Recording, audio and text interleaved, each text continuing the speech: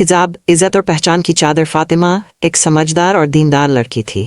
वह 5 वक्त की नमाज पढ़ती और इस्लामी तालीम को दिल से अपनाती थी। जब वह 5 साल की हुई तो उसकी अम्मी ने उसे हिजाब पहनने की अहमियत समझाई। बेटी, हिजाब सिर्फ एक कपड़ा नहीं, बल्कि यह हमारी इज़्ज़त, पहचान और इस्लामी तहजीब की हिफाजत करता है। अम्मी ने प्यार से समझाया। फातिमा ने खुशी खुशी हिजाब को अपनाया। लेकिन जब उसने स्कूल में हिजाब पहनकर जाना शुरू किया तो कुछ सहेलियां उस पर हंसने लगीं। फातिमा, तुम्हें इतनी गर्मी में हिजाब पहनकर तकलीफ नहीं होती?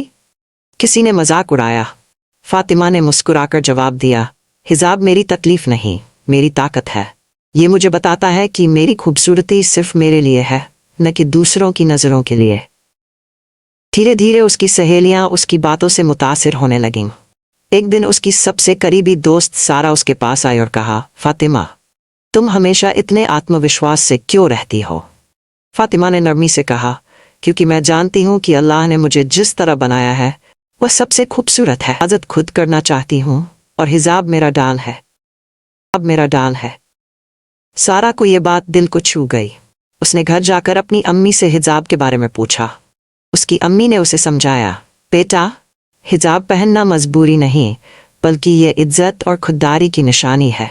कुछ दिनों बाद सारा भी हिजाब पहनकर स्कूल आई।